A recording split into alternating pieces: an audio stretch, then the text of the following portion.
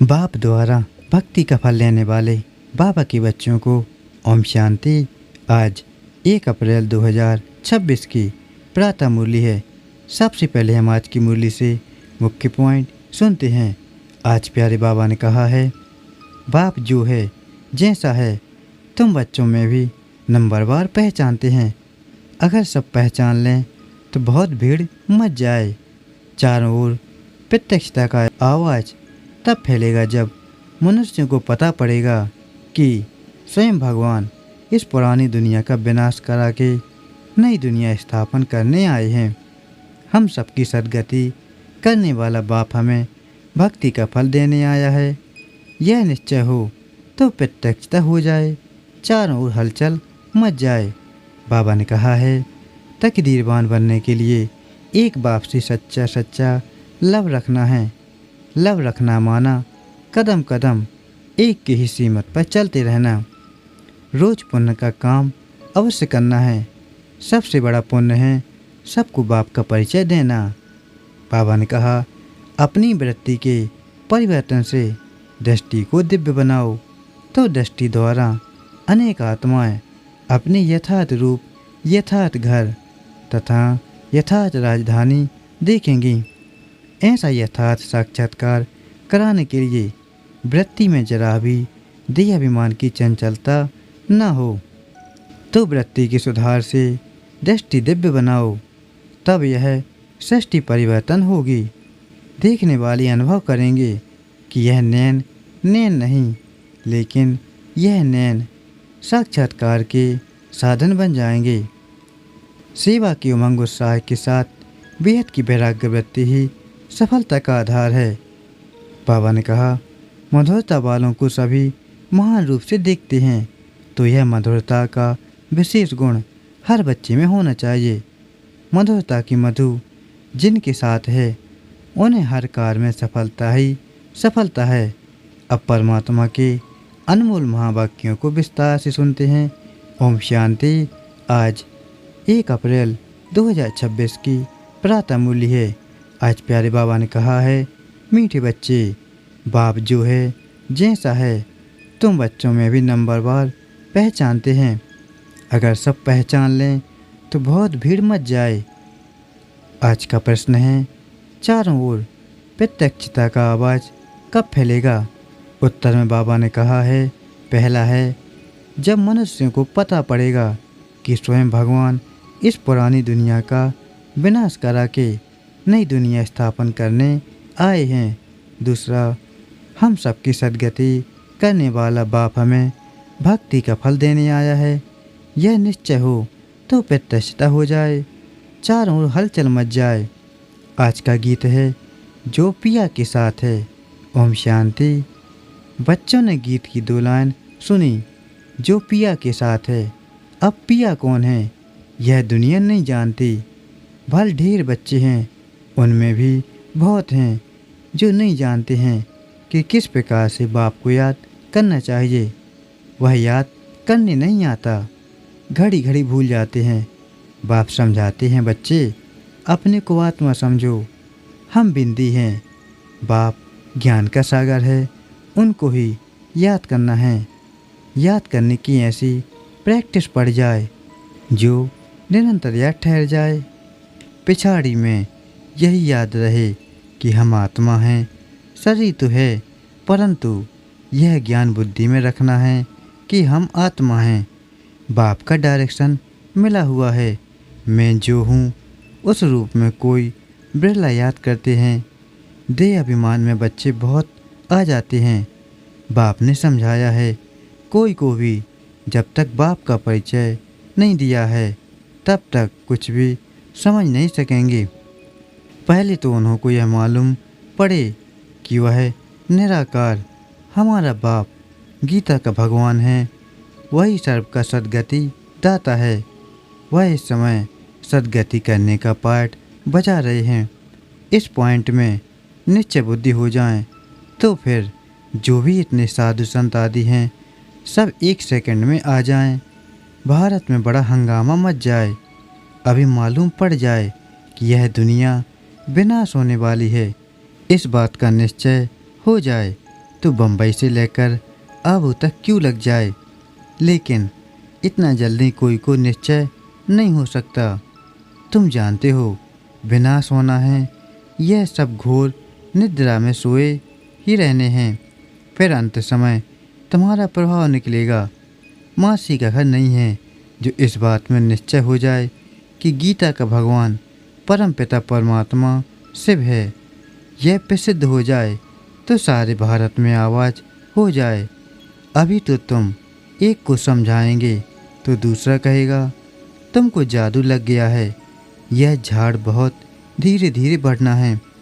अभी थोड़ा टाइम है, फिर भी पुरुषार्थ करने में हर्ज नहीं है। तुम बड़े बड़े लोगों को समझाते हो, परंतु वे कुछ भी समझते थोड़े ही हैं। बच्चों में भी कई इस नॉलेज को समझते नहीं हैं। बाप की याद नहीं तो वह अवस्था नहीं। बाप जानते हैं निश्चय किसको कहा जाता है।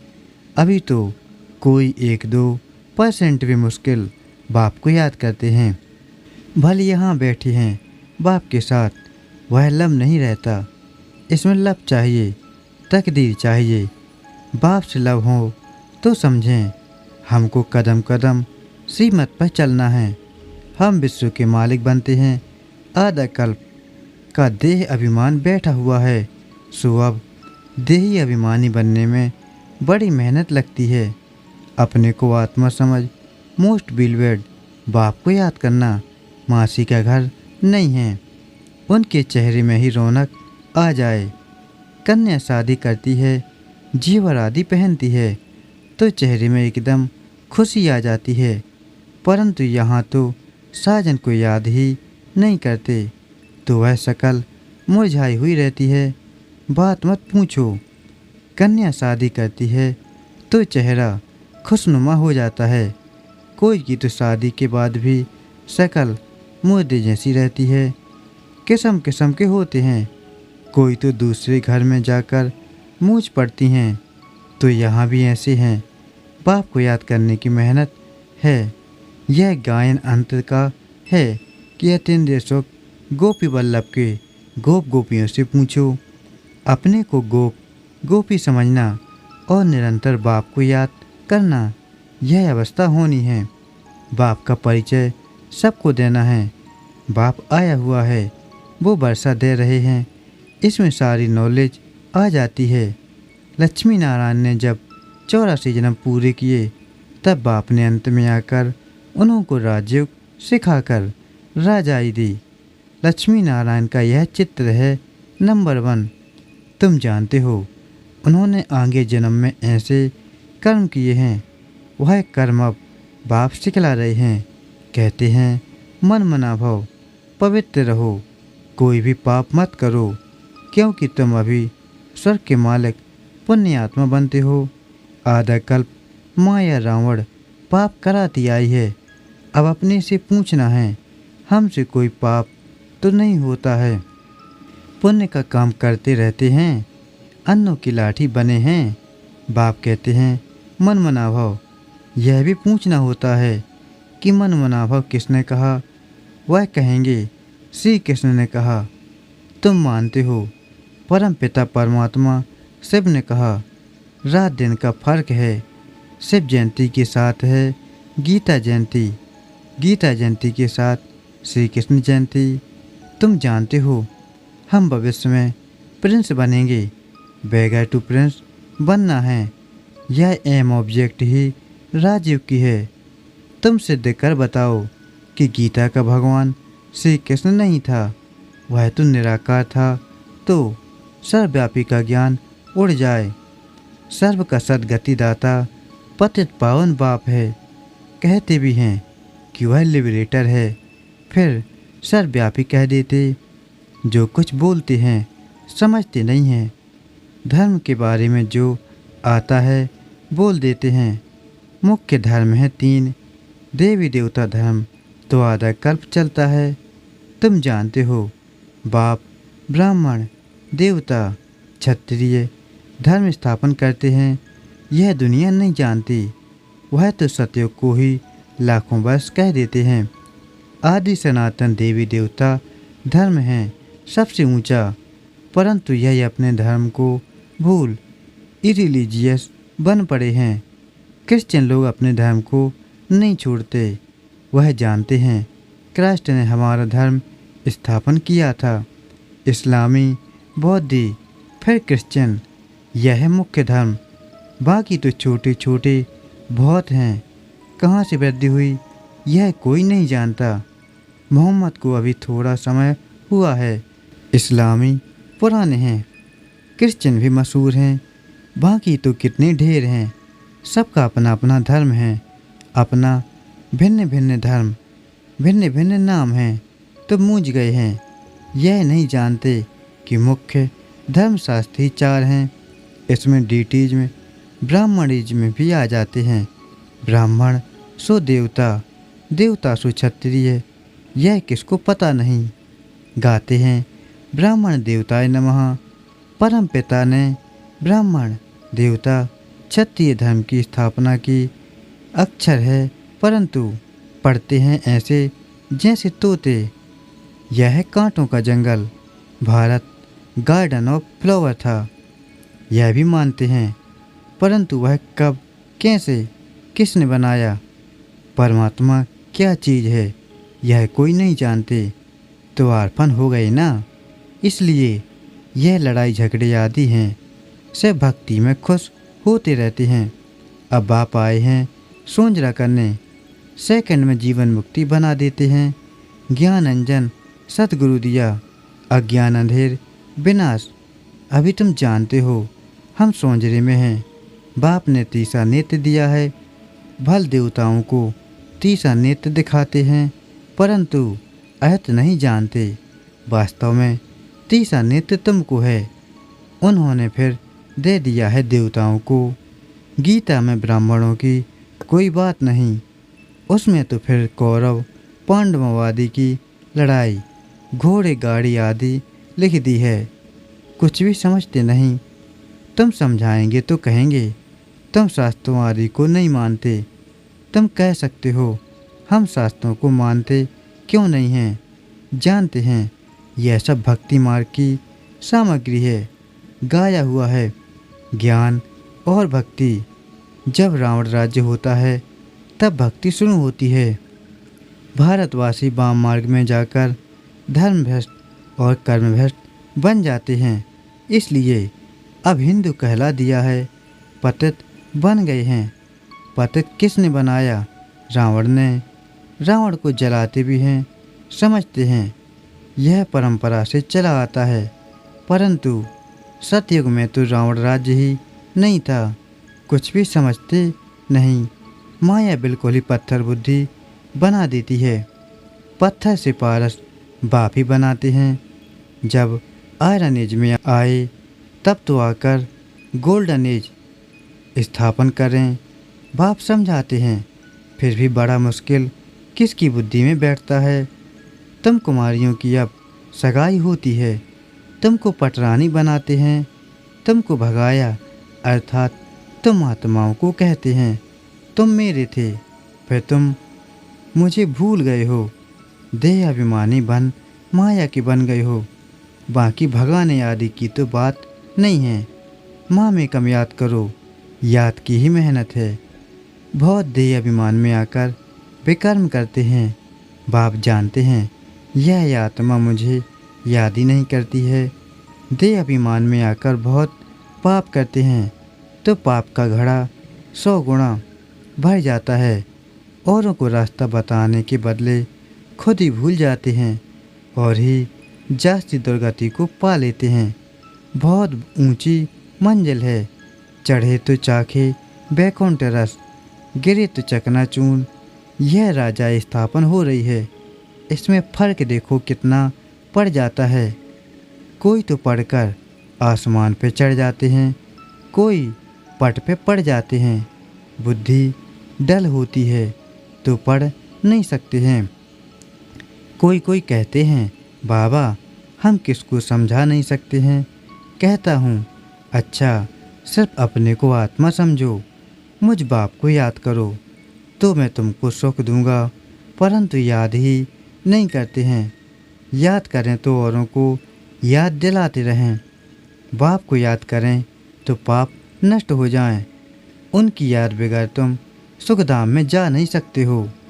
21 जन्मों का वर्षा निराकार बाप से मिल सकता है। बाकी तो सब अल्पकाल का सुख देने वाले हैं। कोई को रिद्धि सिद्धि से बच्चा मिल गया, वह आशीर्वाद से लॉटरी मिल गई तो बस विश्वास बैठ जाता है।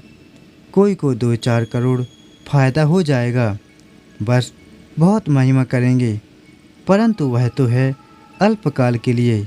21 जन्मों के लिए हेल्थ वेल्थ तो मिल नहीं सकती ना। परंतु मनुष्य नहीं जानते हैं, दोष भी नहीं दे सकते हैं। अल्पकाल के सुख में ही खुश हो जाते हैं। बाप तुम बच्चों को राजयोग सिखलाकर स्वर्ग की बादशाही देते हैं। कितना सहज है। कोई तो बिल्कुल समझा नहीं सकते, कोई समझाते भी हैं, परंतु योग पूरा न होने के कारण कोई को तीर नहीं लगता है। देह अभिमान में आने से कुछ न कुछ पाप होते रहते हैं। योग ही मुख्य है। तुम योग बल से विश्व के मालिक बनते हो। प्राचीन योग भगवान ने सिखाया था, ना कि श्री कृष्ण ने। याद की यात्रा बड़ी अच्छी है। तुम ड्रामा देख कर आओ तो बुद्धि में सारा सामने आ जाएगा। कोई को बताने में टाइम लगेगा। यह भी ऐसे है, बीज और झाड़। यह चक्र बड़ा क्लियर है। शांति धाम, सुख धाम, दुख धाम सेकंड का काम है ना। परंतु याद भी रहे ना। मुख्य बात है बाप का परिचय। बाप कहते हैं मेरे को याद करने से तुम सब कुछ जान जाएंगे। अच्छा, शिव बाबा तुम बच्चों को याद करते हैं, ब्रह्मा बाबा याद नहीं करते हैं। शिव बाबा जानते हैं हमारे सपूत बच्चे कौन कौन हैं। सर्विसेबल सपूत बच्चों को तो याद करते हैं। यह थोड़े ही किसको याद करेंगे। इनकी आत्मा को तो डायरेक्शन है, माँ में कम याद करो। अच्छा, मीठे मीठे से खिलाते बच्चों प्रति माता पिता बाप दादा का याद प्यार और गुड मॉर्निंग। रूहानी बाप की रूहानी बच्चों को नमस्ते। हम रूहानी बच्चों की रूहानी माता पिता बाप दादा को याद प्यार गुड मॉर्निंग और नमस्ते।